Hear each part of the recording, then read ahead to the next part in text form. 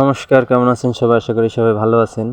তো এখন সকাল ৬টা বাজে আর আমি এখন আছি এই মুহূর্তে খুলনা রেলওয়ে স্টেশনে, কারণ আমার যশোর যেতে হবে। আপনাদের এর আগের ভিডিওতে দেখাইছিলাম যে একটা চাকরির জন্য জাগরণী চক্র ফাউন্ডেশনের এর আগে 2বার গিয়েছি পরীক্ষা দিতে, তারপর মেডিকেল দিতে। তো আজকে হচ্ছে অ্যাপয়েন্টমেন্ট লেটার দিবে, অর্থাৎ জয়েনিং লেটার। তো যার কারণে আগামীকাল অফিসে যেতে হবে।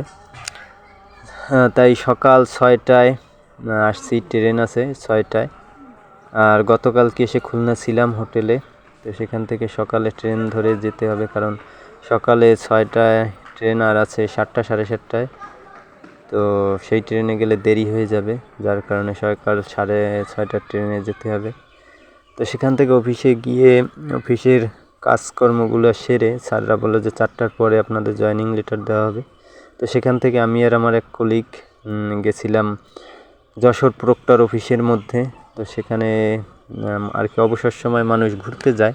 তো সেখানে গিয়ে দেখলাম পুকুরের একটা খুব সুন্দর দৃশ্য। আপনারা দেখতে পাচ্ছেন যে সেখানে আমরা যে রঙিন মাছগুলো বলি কই কার্প, দেখতে পাচ্ছেন সবাই শখ করে খাবার দিয়ে মাছগুলোকে দেখতেই পাচ্ছেন, খুব চমৎকার একটা দৃশ্য।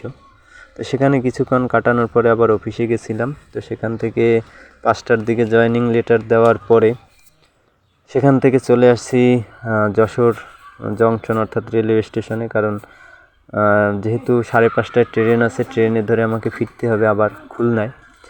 তো সেখানে এসে একটা দৃশ্য আমার চোখ আটকে যায়। তো সেটা হচ্ছে দূরে দেখতে পাচ্ছেন একটা লোক বসে আছে, আর তার আশেপাশে 4টা কুকুর, একটা মা কুকুর আর 3টে বাচ্চা।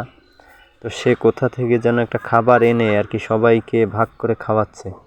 তো এটা দেখে আমি আসলেই আমার খুব ভালো লাগছে, অবাকও হয়েছি যে এমন মানুষ আসলে পাওয়া ভার। উনি সম্ভবত ওখানে রেল স্টেশনেই থাকেন আশেপাশে। তো সেটা দেখে আমি খুবই অবাক হয়েছিলাম যে এখনও এরকম মানুষ আছে দুনিয়ায়।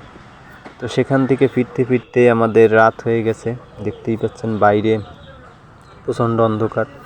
7টা সাড়ে 7টার দিকে আমি খুলনায় পৌঁছাই। তো খুলনায় পৌঁছাতে অনেক দেরি হয়ে যায়। তো সেখান থেকে বাড়িতে ফিরতে ফিরতে মোটামুটি অনেক রাত হয়ে গেছিল। তো বাইরে দেখতে পাচ্ছেন একদম অন্ধকার, ঘুটঘুটে অন্ধকার।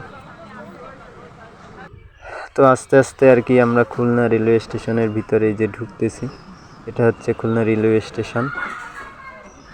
তো মোটামুটি সৃষ্টিকর্তার আশীর্বাদে আপনাদের দোয়ায় চাকরিটা আমার হয়ে গেছে অবশেষে।